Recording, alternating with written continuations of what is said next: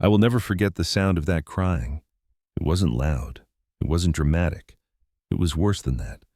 It was broken raw, choked as if someone were forcing themselves not to scream while something inside them was tearing apart. I had just come home from work. I remember setting my briefcase down by the door, reaching to turn off the porch light, and then freezing. The sound came from the living room. I didn't need to see it to know something was wrong. After 38 years of marriage, I knew every sound my wife made. This was not one of them. Emily was sitting on the edge of the sofa, hugging herself like she was trying to keep her body from falling apart. Her face was pale, almost gray. Her eyes were open but unfocused, as if she wasn't fully in the room anymore. When she saw me, she tried to stand up. Her legs didn't respond. Her lips moved, forming my name, but no sound came out. In that moment, fear hit me with a force I hadn't felt in decades. I rushed to her, dropped to my knees, and took her hands in mine. They were cold, rigid. She was shaking so badly that I could feel it through my palms. We had lived through everything together: illness, debt, funerals, raising a child, losing friends, losing parents. But I had never seen her like this. Never. What happened, I asked. Once, twice, 3 times. Each attempt ended the same way. A weak sound in her throat, a breath that broke before it became a word. At first she cried without tears, like the pain was too heavy to even come out properly. Then Sarah appeared in the hallway. She was walking fast, phone in her hand, hair slightly messy, breathing just a little too hard. When she saw me kneeling in front of her mother, she stopped. "Dad," she said quickly. "When I got here, Mom was already like this. I don't know what happened. The words were right. The tone wasn't. There was something rehearsed in the way she said it, like a line delivered after practice." She kept moving while she talked, never fully meeting my eyes. She said she had come to check on her mother, that she found her crying in the kitchen, that she didn't understand anything. Every sentence sounded reasonable on its own. Together, they didn't sit right. I didn't say anything. I helped Emily lie back on the sofa. I brought her water, checked her pulse, covered her shoulders with a blanket. She tried to say my name again, but every attempt collapsed into a voiceless sob. Sarah hovered nearby, overly helpful, picking up things no one had dropped, talking about the weather, about traffic, about nothing at all. I watched her quietly. An old instinct stirred inside me, the kind you develop as a father when your child is lying but doesn't know you can see it yet. Several minutes passed before Emily finally managed to whisper a single sentence. Her voice was barely a thread. "I'm afraid." She didn't say of what, or of whom. Just afraid. I took her face gently between my hands and made her look at me. That's when I saw it. A bruise on her left wrist, partially hidden under the sleeve of her sweater. Dark, fresh, clumsy in the way it had been covered. Before I could say anything, Sarah stepped forward. She probably bumped into something. She said quickly, "You know how clumsy she's been lately. She trips a lot." The words hit me like a slap. "Did you touch her?" I asked, my voice calm enough to scare even myself. Sarah froze. Just for a second, but it was enough. Then she straightened, offended. "How can you even ask that, Dad?" She pressed a hand to her chest. "I would never hurt my mother." Emily began to cry harder. I wrapped one arm around my wife and kept my eyes on my daughter. I didn't argue. I didn't accuse. But something inside me cracked quietly, like a fault line opening beneath my feet. I took Emily to our bedroom, gave her the medication her doctor had prescribed months ago for anxiety, and stayed with her until her trembling eased enough for sleep to come. Even then, it wasn't real rest. It was exhaustion, winning a temporary battle. When I returned to the living room, Sarah was still there, scrolling through her phone, as if nothing had happened. I asked her to leave. She said she preferred to stay just in case something happened. That insistence unsettled me more than any raised voice could have. When she went to the bathroom, I didn't waste time. I walked straight to the small room at the back of the house where the security system was installed. I had put it in years ago after a series of break-ins in the neighborhood. I never imagined I'd be using it to look for someone from my own blood. My hands were shaking as I turned on the monitor. I reviewed the footage from the morning, then noon. Everything looked normal until I reached a section of exactly 38 minutes where nothing moved. The image was frozen. The timestamp kept running, but there was no motion, no record, nothing. That had never happened before. I advanced the footage. The image came back suddenly. The first thing I saw was Emily on the kitchen floor, curled inward, holding her arm. Then I saw Sarah walking quickly toward the door, fixing her hair, breathing hard. The clip lasted only seconds. My blood turned to ice. I rewound it again and again. The missing section was gone, deleted, intentionally. I leaned back against the wall, my chest tight with something worse than anger, betrayal. When I returned to the living room, Sarah asked if everything was okay. I looked at her for a long time. "Everything's fine," I said. "You can go home." She studied my face, trying to measure how much I knew. That night I didn't sleep. I sat beside Emily's bed, listening to her uneven breathing. Every time she moaned in her dreams, something twisted in my chest. At 3 a.m, she opened her eyes and looked at me. "Don't trust her," she whispered. And in that moment I understood that whatever had happened in those erased 38 minutes had already destroyed the peace of our home. And this was only the beginning. Emily fell back asleep not long after, but it wasn't the kind of sleep that heals. It was shallow, uneasy. Every few minutes her fingers twitched as if her body were still bracing for something that hadn't finished happening. I stayed beside her, sitting in the dark, listening to the house breathe around us. In my 62 years, I had known anger, disappointment, even rage. What I felt that night was different. It was colder, quieter, and far more dangerous. At dawn, the house smelled of medicine, cold coffee, and fear that hadn't had time to fade. Emily was still asleep, her brow creased even in rest. I watched her for a long time, hoping the light of morning would make everything feel less real. It didn't. The bruise on her wrist was still there, dark and undeniable. When she woke, she looked at me with the tired tenderness that only decades together can build. For a moment, I almost convinced myself it had all been a nightmare. "How do you feel?" I asked softly. "Tired," she said, then added almost in shame. "Ashamed." Those words hurt more than any blow could have. "You have nothing to be ashamed of," I told her. "Nothing." She didn't respond. She turned her face slightly toward the window, building a wall with her silence. I didn't push. Fear hardens when forced. I made breakfast quietly, careful not to let the toaster snap too loudly, as if sound itself might fracture what little calm we had left. As I moved around the kitchen, my thoughts drifted backward uninvited. To the day Sarah was born. To the way Emily had held her under that yellow hospital light, exhausted and smiling through tears. To the promise I made then, holding that tiny body in my arms, that no one would ever hurt her.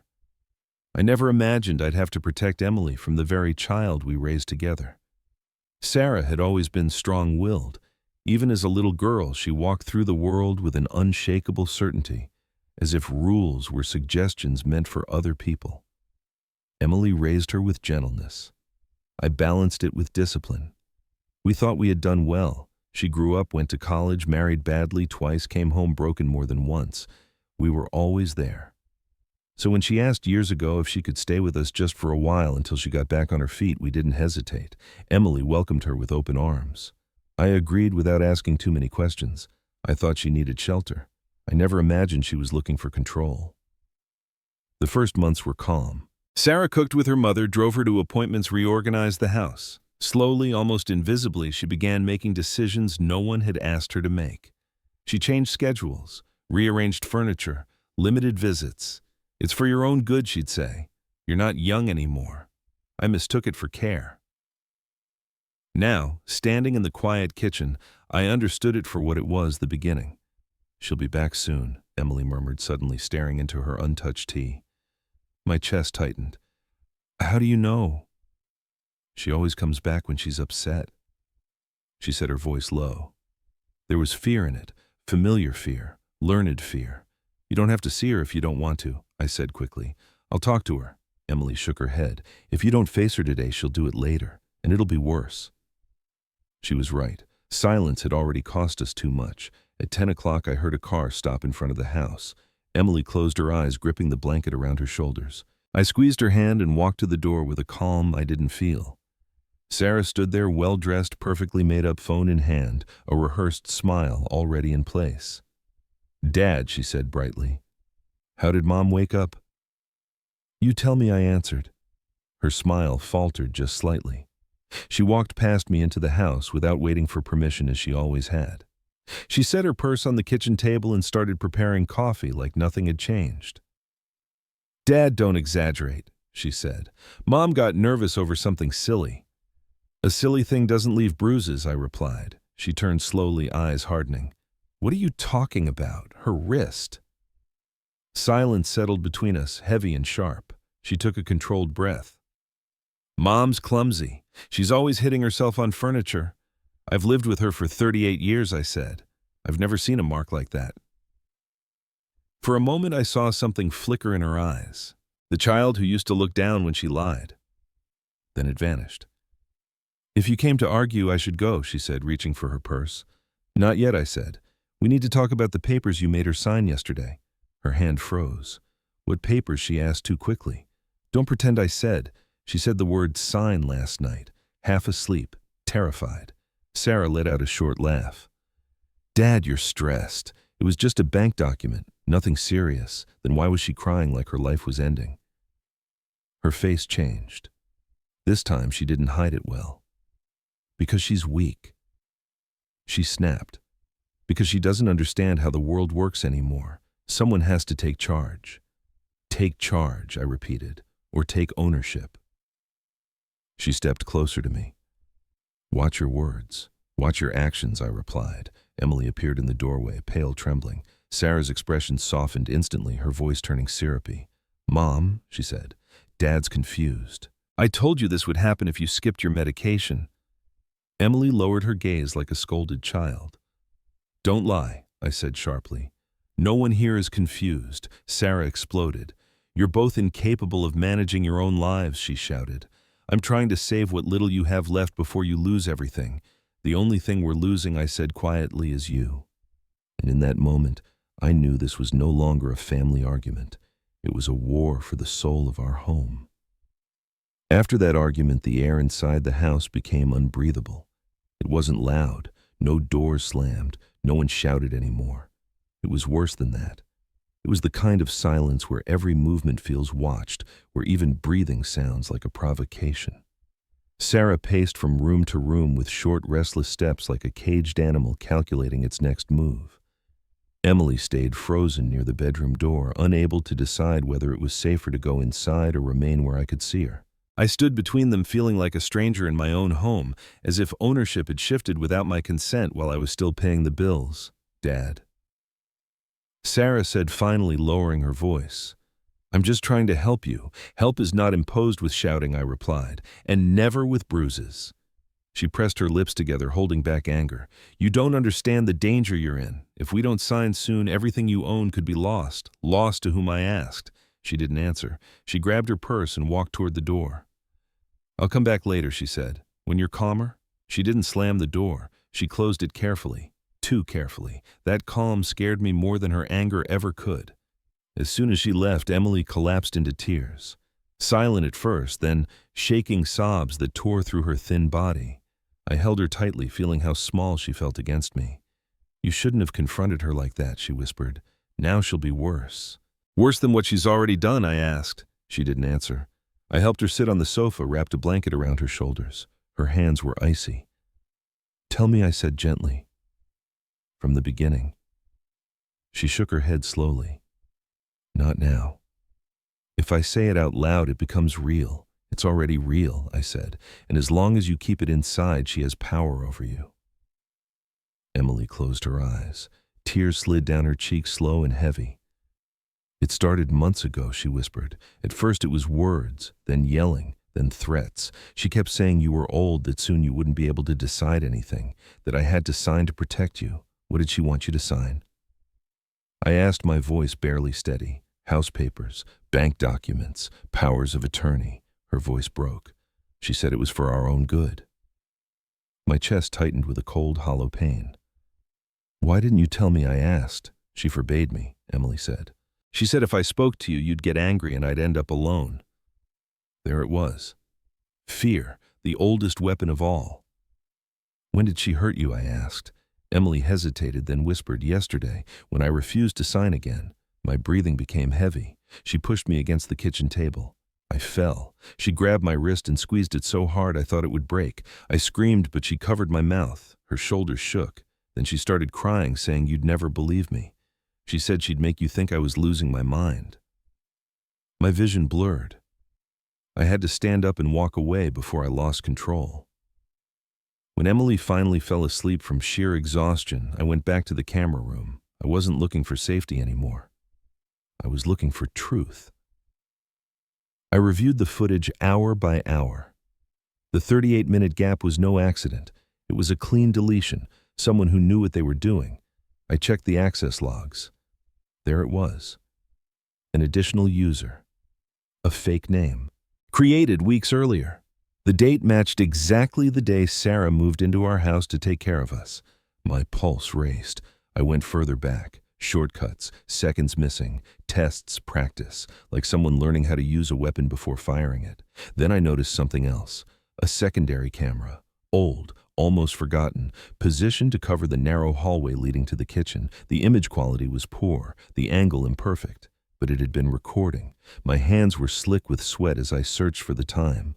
I saw Emily standing at the sink washing a plate. I saw Sarah enter quietly, closing the door behind her. She said something I couldn't hear. Emily turned, shaking her head, pleading. Then Sarah grabbed her arm with force. Emily resisted. Sarah shoved her into the table. Emily fell. I covered my mouth to keep from screaming. I saw Sarah's fingers tightening around Emily's wrist, saw her force the pen into her hand, saw her release her step back and then almost casually begin to cry as if she were the victim. Something died inside me in that room. I don't know how long I watched that clip. When I finally turned off the monitor, my legs gave out. I sat on the floor and cried in silence. Not for myself, for the daughter I thought I had raised. That night, Sarah returned. I wiped my face, hid everything, and walked out like nothing had happened. "Did you talk?" she asked. "Yes," I said. "And did she sign?" "Not yet." She frowned. "Don't play with me, Dad." "I'm not," I replied. "But this house is still mine. And as long as I'm breathing, no one is taking anything from us." Our eyes met like knives. There was no turning back now. The next day I moved through the house pretending normality. Coffee, plants, small talk. Sarah walked around as if she already owned everything, opening drawers, making calls in low voices on the patio. I watched her like one watches an intruder. Emily was different, smaller, quieter. She only looked at me when Sarah wasn't around. In those brief moments we spoke without words. That afternoon, when Sarah left to run an errand, I sat beside Emily by the window. "I saw it," she whispered before I could speak. I nodded. "I didn't want you to see it like that," she said. "She's your daughter." "It hurts more to hide it," I replied. "Silence protects her, not us." Emily took a deep breath. "Yesterday was a power of attorney," she said. "Everything." "Where are the papers now?" I asked. In her purse, she whispered. "That explained everything. From now on," I said, "you don't face her alone. You don't sign anything. You trust me." She hesitated, then nodded. "Okay." That word was the bravest thing she'd said in months. When Sarah came back, she acted like nothing had happened. She ate in front of us, talked about errands, about plans. Then she said casually, "Tomorrow we go to the bank. We finish this." I took Emily's hand under the table. "Yes," I said calmly. "Tomorrow we all go." And I knew that the quiet war was about to step into the light. That night I barely slept. Every sound in the house pulled me back into wakefulness. The hum of the refrigerator, the creak of the floorboards, the distant bark of a neighbor's dog. Each noise felt like a warning. I lay still, staring at the ceiling, replaying the images from the camera over and over until they burned behind my eyes. Before dawn, I got up quietly and went back to the camera room. I copied the recording onto an external drive. Then another, and another. One went into the lining of my jacket, one under the mattress, one sealed inside an empty jar buried beneath the rosebush in the backyard. If anything happened to me, the truth had to survive. When morning came, Sarah was already dressed, confident, purposeful. "Today's the day," she said, sipping coffee. I booked the appointment. Emily's hand trembled around her cup. I reached for it, steadying her fingers. "We'll all go," I said. Sarah glanced at me, surprised. "You don't need to, Dad." "I'm the homeowner," I replied calmly. "And it's my money. I'll be there." She smiled thinly. "As you wish." The drive to the bank was silent. Emily sat in the back seat staring out the window. Sarah drove gripping the wheel too tightly. I watched her reflection in the mirror, thinking how strange it was that someone could feel so familiar and so foreign at the same time. At the bank, Sarah walked ahead as if she owned the place. She greeted the teller by name. That detail settled something inside me. This hadn't started yesterday. She had been planning this for a long time. They led us into a small office. The door closed. A thick folder landed on the desk. "These are the documents for signature," the bank officer said politely. "Full power of attorney, asset management, legal representation." Emily stiffened. I placed my hand over hers. "Before anything is signed," I said, "I want to read every page." Sarah frowned. "Dad, we already discussed this." "Not with the law," I interrupted. The room went quiet. I read slowly, deliberately. Every clause was designed to erase us, to transfer everything: control, access, authority. When I finished, I closed the folder. "We're not signing," I said. Sarah shot to her feet. "You can't do this." "Everything depends on this signature," she insisted. "No," I replied. "Everything depends on the truth." Her face went pale for just a second. Then she recovered. "Mom agreed to this months ago," she said, forcing calm. "I don't understand why she's pretending now." "She agreed under pressure," I said. "That makes it invalid." The bank officer shifted uncomfortably. "If there's a family conflict, this will be resolved here," I said firmly. I turned to Sarah. "Tell her the truth, now." She laughed nervously. "What truth?" "The bruises," I said. "The threats." Emily let out a choked sound. The bank officer's eyes widened. Sarah stepped back. "Are you insane? That never happened." Then Emily stood up. Her legs shook, her voice trembled, but she stood. "Don't lie anymore," she said softly. "You pushed me. You hurt me. You forced me to sign." Sarah looked at her like she'd been betrayed. "Mom, you're confused." "No," Emily said, louder now. "I was confused when I thought you loved me." The bank officer stood. "This is serious. We need to report this." I reached into my jacket and placed the memory drive on the desk. "It's all recorded," I said. Sarah recoiled as if struck. "That doesn't exist," she whispered. "It does," I replied. "And now you know you're not the only one who has it." Security was called. We were escorted out. In the parking lot, Sarah dropped to her knees, crying, begging. "I was just trying to protect our future," she sobbed. "The future isn't built on violence," I said. Emily looked at her one last time. "I raised you to love," she said, "not to destroy." We left her there. That night, Sarah called. "If you keep this up," she threatened, "I'll tell everyone you're out of your mind." "Do it," I said. "The truth survives lies." Later, I heard noise in the backyard. I looked through the window. Sarah was there, trying to force the shed lock, searching. I filmed everything. She fled when she found nothing. The next day, the messages started. Insults, pleas, promises, proof of manipulation. That's when I called a lawyer. For the first time, I understood something painful and necessary. To save the person you love, sometimes you have to face the monster you helped raise. And this war was no longer silent. After Sarah's attempt to break into the shed, the silence in our house changed its meaning. It was no longer a refuge.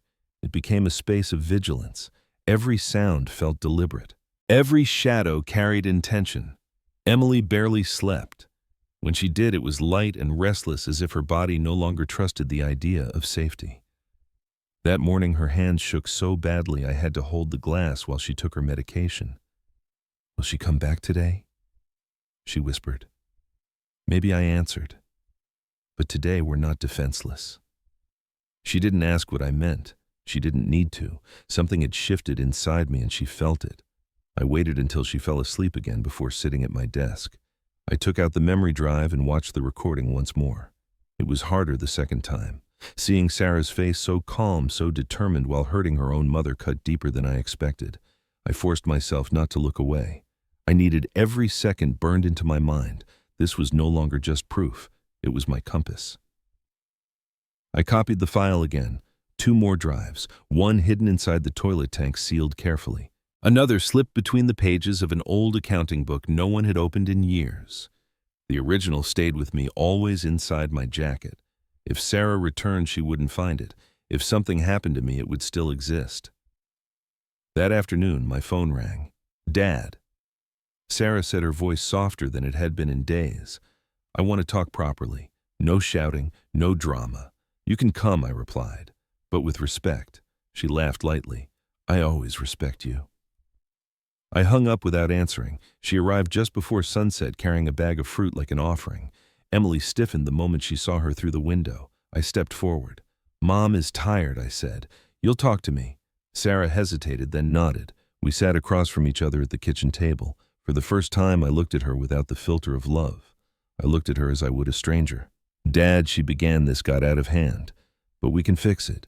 You keep the recording, she continued. I destroy the papers. We pretend none of this ever happened. And who erases your mother's fear, I asked. She looked down briefly. It was a moment of anger. No, I replied. It was violence. She stood up abruptly. You don't understand anything. I was protecting what's ours. The house isn't yours, I said calmly. The money isn't yours, and your mother is not your possession. Her eyes hardened. Sooner or later, you'll lose everything. Your old dad. The world doesn't wait. That sentence hurt more than any insult she'd thrown before. Not because it was cruel, but because I knew she believed it. If that's your world, I said, I choose to stay out of it. She leaned closer. What are you going to do, report me? I'm going to do justice, I answered, even if it breaks my heart. She left without saying goodbye. Emily cried after I closed the door. Is she going to hurt us? She asked. She can't, I said, holding her. But I knew the truth was more complicated. She couldn't hurt us the same way again, but she could still try. The next morning, I received a notification from the bank. Someone had tried to schedule another appointment using Emily's information. It was Sarah. She hadn't yelled, she hadn't threatened, she'd escalated. That's when I understood waiting was no longer enough. I called my younger brother, Michael. I need you to come, I said, and bring a lawyer you trust. What happened? He asked, alarmed. Our daughter crossed a line she can't return from. He was silent for a moment. I'm on my way. That evening, Michael arrived with a young lawyer named Daniel Brooks, serious eyes, measured voice. I told them everything. I showed them the recording. Michael covered his face with his hands. Daniel didn't blink. This is criminal, he said simply. Domestic violence, coercion, fraud. Emily listened from the sofa, tears slipping silently down her face. What will happen to her, she asked.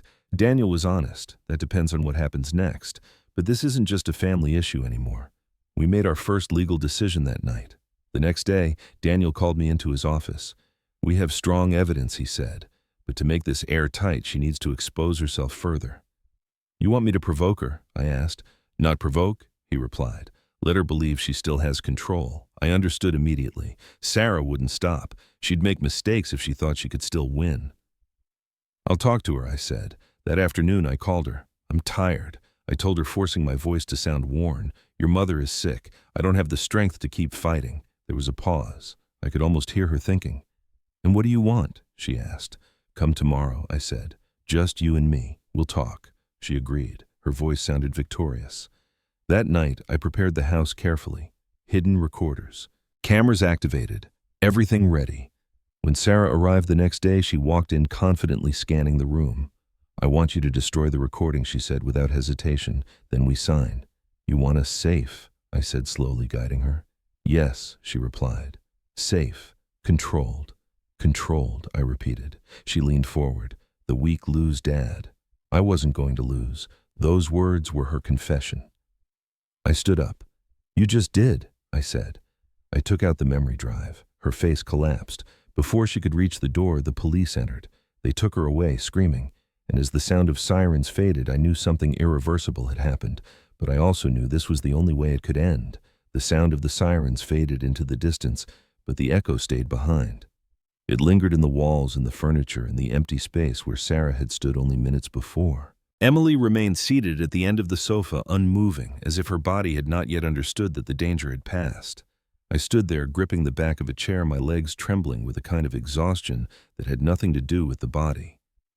The police finished taking statements, collected the original memory drive, and assured us that Sarah would remain in custody overnight. Their voices were calm, procedural, almost detached. When they finally left the house, fell into a silence so deep it hurt my ears. I walked slowly toward Emily and knelt in front of her.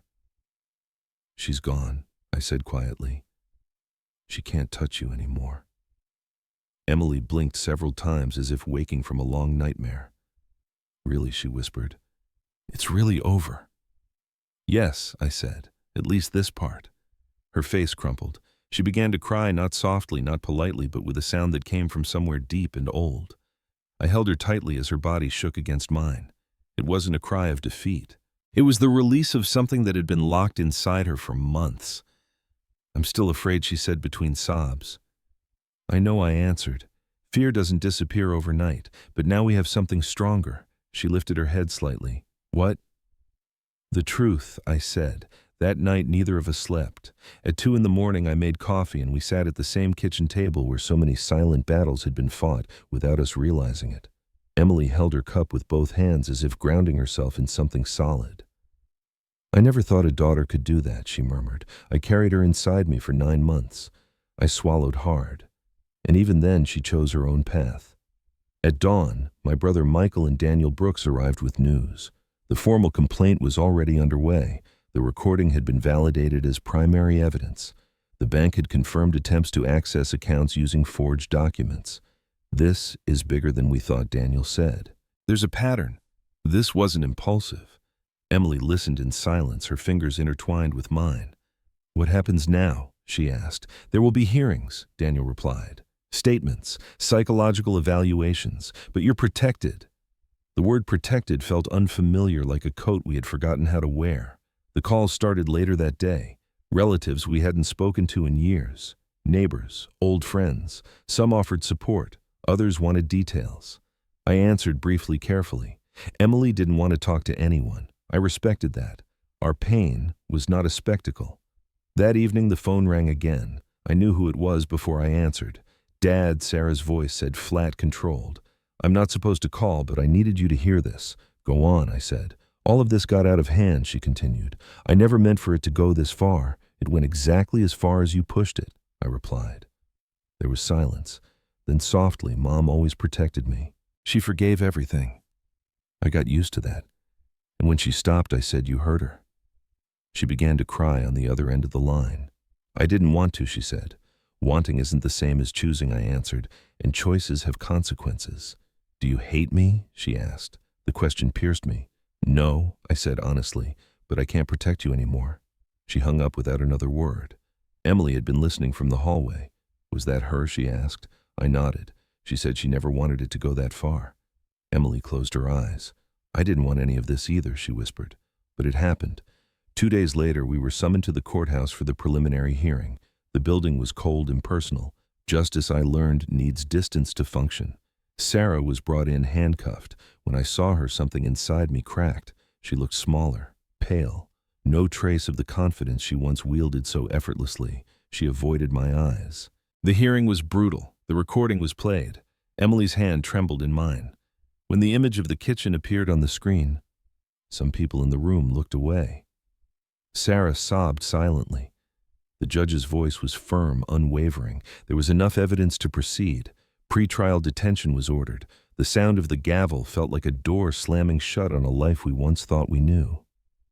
Outside, Emily stopped on the courthouse steps and drew a deep breath. "She can't touch us now," she said quietly.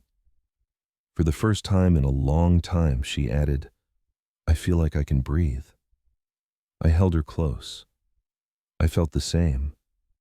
But relief was not joy. It was something heavier mixed with grief. The days that followed were strange. Time seemed distorted. Emily woke in the night convinced she heard Sarah's voice in the house. I would get up, turn on every light, check every room. It was always silent. Fear leaves slowly. Daniel called on the 3rd day. Investigators had uncovered loan applications, attempted transfers, and evidence of outside collaboration. Sarah hadn't acted alone. This was planned, he said, carefully. Emily listened, her lips pressed tight. Each new detail was another truth she had to absorb. That night, as we ate dinner in near silence, Emily suddenly broke down. "I still see her as a child," she said. with that red ribbon in her hair running through the backyard. I cupped her face gently. Love doesn't disappear because the truth appears, I said. But love doesn't mean silence either. She leaned her forehead against my chest, exhausted. I'm afraid I created a monster, she whispered. No, I replied. You created a daughter. What she became was her choice. And as the night deepened around us, I knew the hardest part was still ahead. Not the court, not the sentence, but learning how to live after love turns into a wound. The day of our testimony arrived with a gray sky that felt almost deliberate, as if even the weather understood the weight of what we were about to face. Emily didn't want to get out of bed that morning. Her eyes were swollen from another sleepless night, her body exhausted from weeks of fear that refused to loosen its grip. I didn't rush her. I made tea and sat beside her holding the cup until her shaking hands could steady enough to take it. None of this is your fault, I said quietly. She squeezed my fingers. She's my daughter, she whispered. I brought her into the world, and I stood beside you, I answered, but bringing someone into the world doesn't mean letting them destroy others. We left the house without saying much. Words felt too fragile for a morning like that. The courthouse loomed ahead of us, cold and indifferent. Justice, I was learning, does not comfort. It observes. Inside, the air was thick with whispers and restrained curiosity. Sarah was already there when we entered. She wore sober clothes, her hair pulled back, her face pale. She looked smaller than I remembered, stripped of the confidence she once carried like armor. For a moment, she looked like a frightened child. Then I reminded myself of the kitchen floor. Emily saw her immediately. Her body stiffened. I placed my arm around her shoulders, steadying her. She didn't look away. Not this time. The judge entered. The charges were read aloud, one by one. Domestic violence, coercion, document forgery, attempted asset seizure. Each word fell into the room like a stone dropped into water, sending ripples no one could escape. When Sarah was invited to speak, her voice trembled. She talked about stress, about responsibility, about feeling alone. She said things had spiraled out of control, that she never intended to hurt her mother, that it had all been exaggerated. I listened without reacting. Part of me wanted to stand up and shout that she was lying. Another part, older and more tired, understood that the truth did not need my anger to survive. Then it was Emily's turn. She rose slowly. I felt her hand tremble in mine before she let go. For a moment, I thought she might collapse. Instead, she straightened her back and lifted her head. Her voice was soft, at first barely more than a whisper. But it didn't break. She spoke of the first insults disguised as concern, of the shouting, of the threats whispered late at night, of the fear of signing papers she didn't understand, of our home slowly turning into a prison without bars. When she spoke of the kitchen, her voice shook. She described the push, the fall, the pain in her wrist, the way her own daughter covered her mouth to stop her from screaming. The room was silent. I saw Sarah lower her head. For the first time, there was no performance, just shame. When Emily finished, she didn't cry. She stood there breathing deeply as if reclaiming space she had been denied for too long. I spoke after her. I talked about the recordings, the deleted footage, the missing documents. I spoke calmly, forcing myself to keep my voice steady. Justice, I had learned, listens better to facts than fury. The judge called for a recess. The waiting felt endless. Emily held a small rosary between her fingers, her lips moving silently. I watched her, wondering how love could wound so deeply and still remain. When the judge returned, the room stood. Sarah was formally charged. Pretrial detention was extended. All documents signed under pressure were declared void. The words settled heavily. Emily let out a sound somewhere between a sob and a breath of relief. I held her before her legs could give way. Outside, the sunlight felt harsh, almost offensive. She can't hurt us now, Emily said quietly. I know that. Yes, I replied. But I still hurt, she added. I know, I said. So do I. The days that followed were filled with waiting. Emily began therapy. At first, she barely spoke. Then slowly, she started reclaiming small things, sleeping through the night, walking in the garden, humming old songs while watering the plants. I watched her with a mixture of gratitude and grief. Healing was happening, but loss was there too. One afternoon, while we sat in the backyard, Emily looked at me and said, "If you hadn't come home early that day—" She didn't finish the sentence. I squeezed her hand. "If you hadn't found the courage to speak, I would still be blind." She nodded. We received calls from relatives who took sides. Some said we had gone too far, that blood should matter more than courts. Others thanked us for speaking when they never could. I learned quickly who understood and who preferred comforting lies. Weeks passed. Then came the call. The trial date had been set. Emily read the letter twice before handing it to me. Her hands were steady this time. "It's time," she said. And I knew that whatever happened next, there would be no going back. The truth had already crossed the point of return. The morning of the final hearing arrived without ceremony. No dramatic sunrise, no sense of closure waiting politely at the door. Just a heavy sky and the familiar weight in my chest that had become part of waking up. Emily dressed slowly, her movements careful, deliberate. She chose simple clothes, nothing that drew attention. Before we left, she stood for a moment in the hallway looking at the family photos on the wall.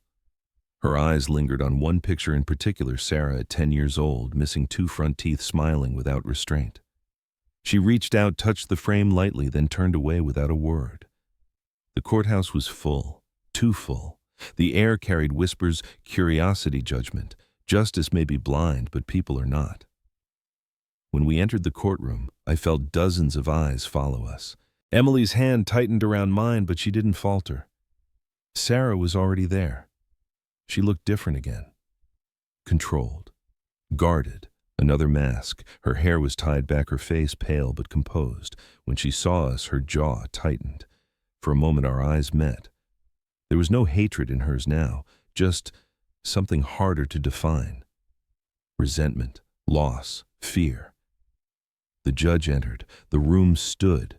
The charges were read once more. Domestic violence, coercion, forgery, attempted seizure of assets.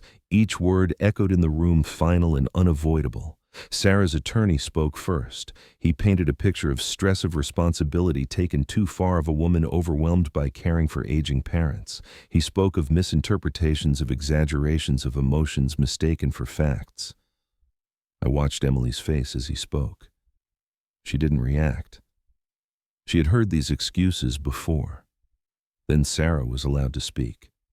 She stood slowly, hands trembling despite her effort to appear calm. Her voice was soft, almost fragile. "I never wanted to hurt my mother," she said. "I just wanted to protect our family. Things got out of control." I felt Emily's breath catch beside me.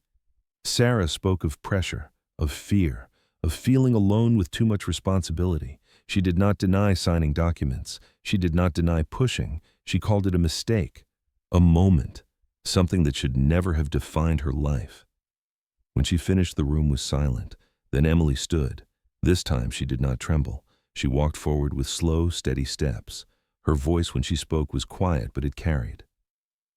"She says she never wanted to hurt me," Emily said. "But she did. Not once. Over and over. With words, with threats, with her hands. She described the fear of waking up each day unsure of what version of her daughter would appear. The shame of being told she was weak. The humiliation of signing papers she didn't understand because she was afraid of being abandoned. "She didn't just take my strength," Emily said. "She took my voice." Her eyes met the judge's. "And today, I'm taking it back." I spoke after her. I described the recordings, the deleted footage, the planning, the intention. I didn't raise my voice. I didn't accuse. I stated facts. Because facts were enough. The judge called for a recess. That waiting felt longer than anything that had come before. Emily held her rosary again, her lips still. I stared at the floor, afraid that if I looked up I might fall apart.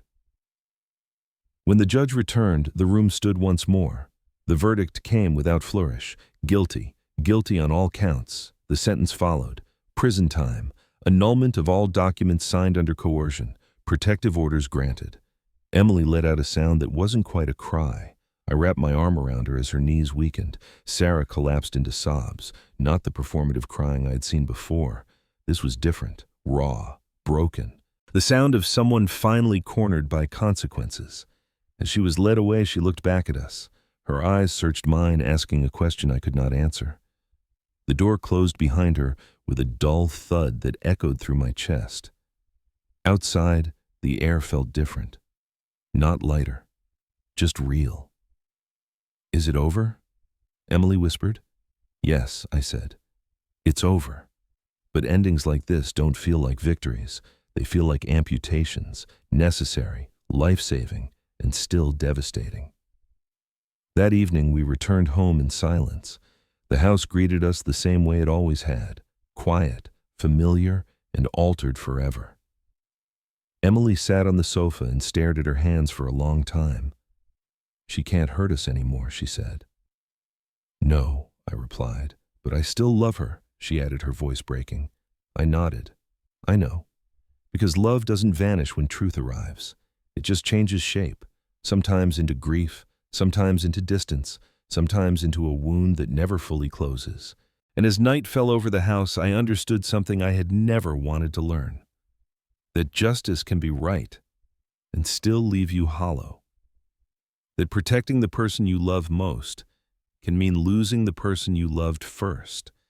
And that survival sometimes is the quietest form of courage. The days after the verdict passed strangely, as if time had lost its usual rhythm. The house was quiet, but it was no longer the silence of fear. It was a silence made of absence, of things that would never return to the way they once were.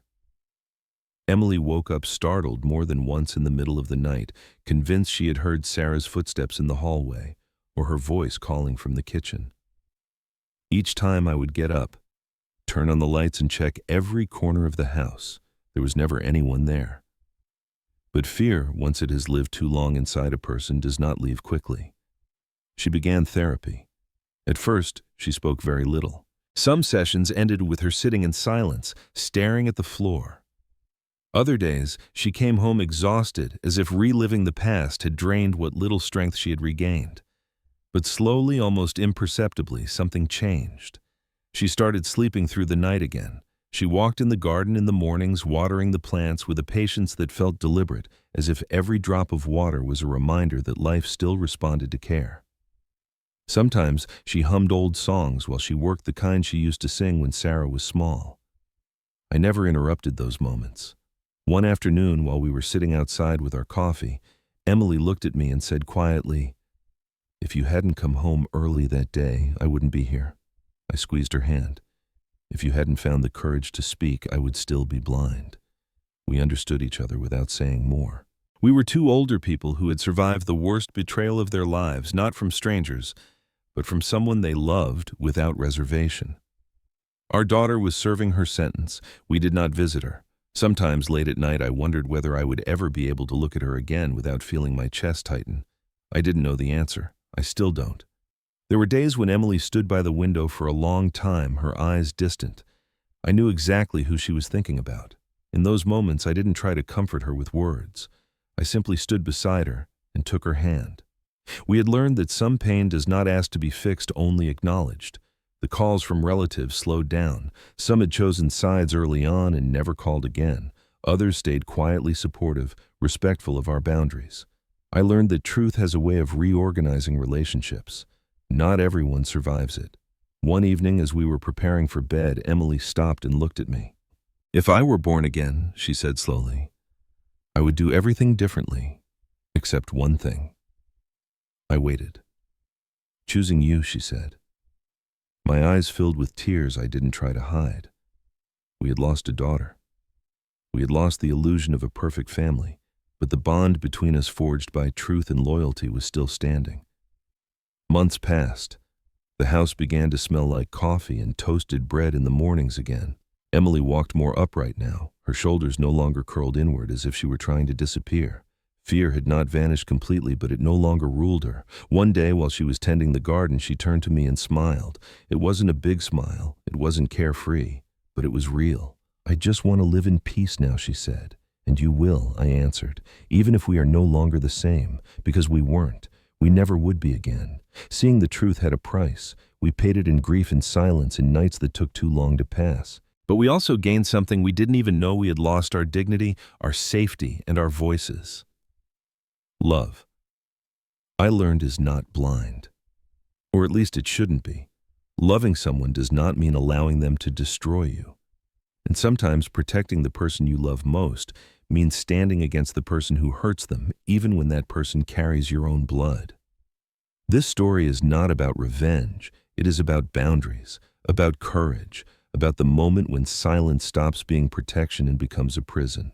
My name is William Carter, and this was my story. If you are watching this and recognize yourself in it, know this: it is never too late to say enough. It is never too late to protect the people you love. And it is never too late to face the truth, no matter how painful it may be. Thank you for staying until the end.